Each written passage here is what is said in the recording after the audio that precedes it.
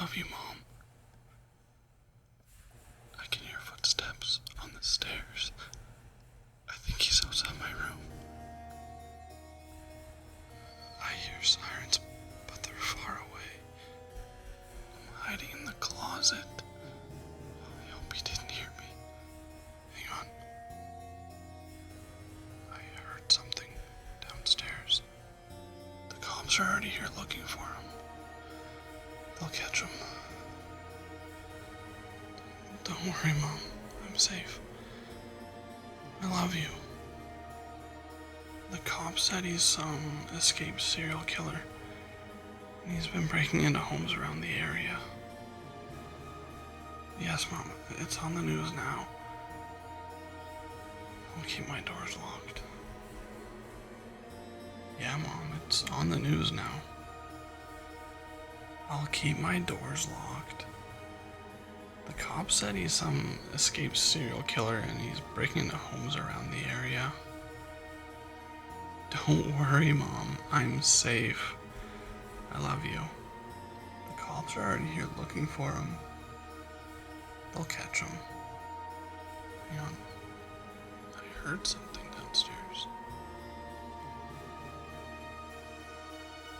I'm hiding in the closet. I hope he didn't hear me. I hear sirens, but they're far away. I can hear footsteps on the stairs. I think he's outside my room. I love you, Mom. My girlfriend moved out 3 weeks ago. My cat Ruck was really close to her, and now that she's gone, I can tell he's a bit lonely, especially when I'm at work. I came home a few times to my curtains ripped up, or all the toilet paper in shreds. The last straw was when I came home after working late to find he had clawed a hole the size of a dinner plate into the side of the sofa. I decided I had to do something. I tried different toys, even catnip, but nothing worked. One night, while browsing Amazon, I saw a pet camera. It's a tiny camera that records your pet on a live feed, so you can monitor their behavior while you're away. It even has an audio function, so you can talk to them. It sounded silly, but hey, I love my furry dude, so I bought it. I got overnight shipping and installed it immediately. I decided to set it up in my bedroom, as that was where Ruck dwelled most. My first day at work, I think I checked the camera 30 times. When I spoke into the microphone, Ruck seemed to be happier, and I noticed there was no destruction around the house either. By day 4, I figured I'd solve the problem with Ruck. That leads me to right now. About 30 minutes ago, I climbed in bed with Ruck, ready to close my eyes when my phone buzzed. A notification from the pet cam. I almost ignored it, sure I'd just triggered the thing, but I opened it anyway. What I saw made my grip tighten on the phone. Instead of a video of myself in bed, I saw a man. Tall, gangly, with pale skin and large eyes. He was moving into my room with exaggerated steps like a sneaking cartoon character. He got right up to the lens, so I could almost smell his rotten breath. And he smiled. I immediately paused the video, terrified. I looked at the spot where the man should have been standing, but there was no one there. I went onto Amazon and found the pet cam and read the reviews, hoping for some weird glitch. It had to be a joke, right? The first dozen reviews were pretty standard, but it was the last that caused me to bolt upright. The customer complained that the camera was on a time delay, sometimes as much as 15 minutes. I went back to the video and pressed play with shaky fingers. I watched in horror as the man slithered under my bed, giving the camera a wink before disappearing in the darkness. Then I saw myself enter the room and climb in bed before the video ended. Now I'm sitting in my bed, knowing he's under it. I could call the police, but I doubt I'd have time. So please, do yourselves a favor and read the reviews.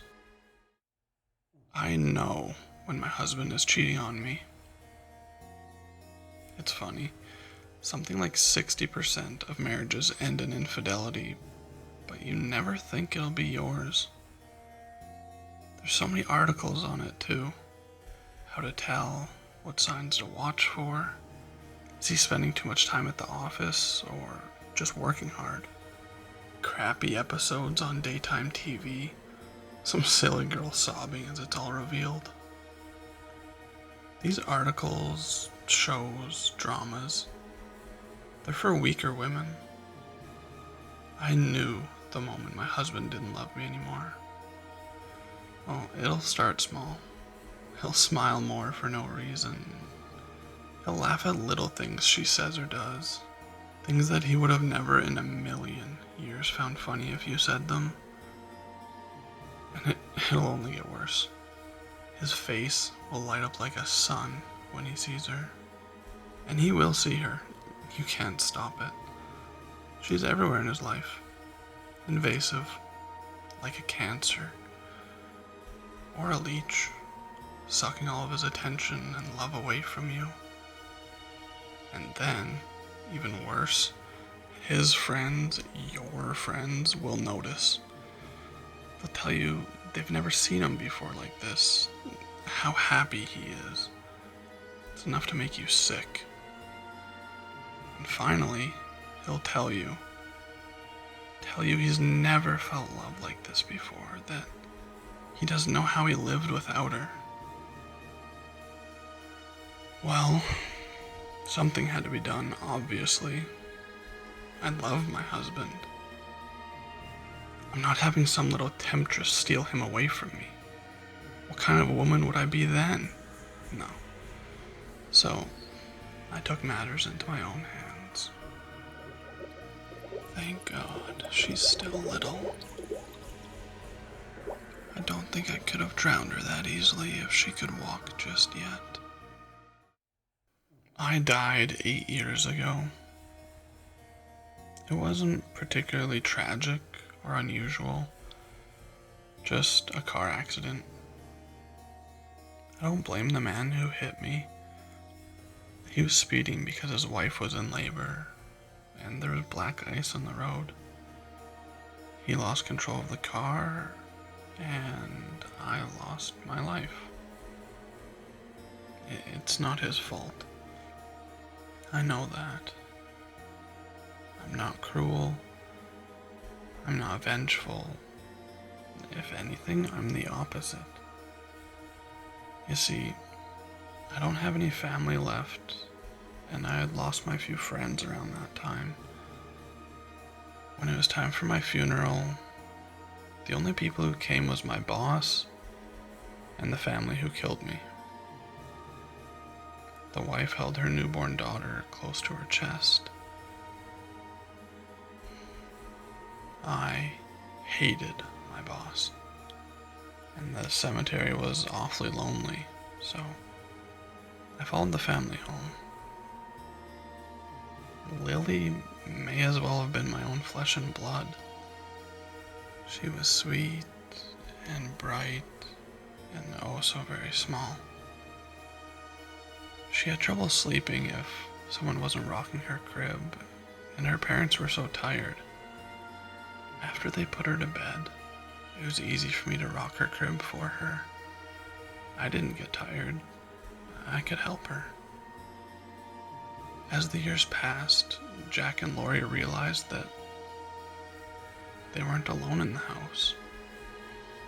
It didn't take long from there to make a connection between my funeral and when I had showed up. And I had never been malevolent, so they weren't afraid or angry. They started to burn candles on the anniversary of my death day. They left an empty chair for meals and holidays. I really felt like a member of the family. Someone's trying to force the door. It's Lori's ex. He's obsessive. He's angry. He's gonna hurt the family. My family. The thing about ghosts is the more offerings you get, the stronger you become. I'd been enjoying candles, trinkets, and even the occasional food item over the past 5 years. I was strong from that. The knife feels warm in my hand, a shock of heat against the ice of my skin. Lori, Jack, and Lily are my family. I care about them, and they're not gonna join me yet. The last straw was when I came home after working late to find he had clawed a hole. I can't even talk. I'm so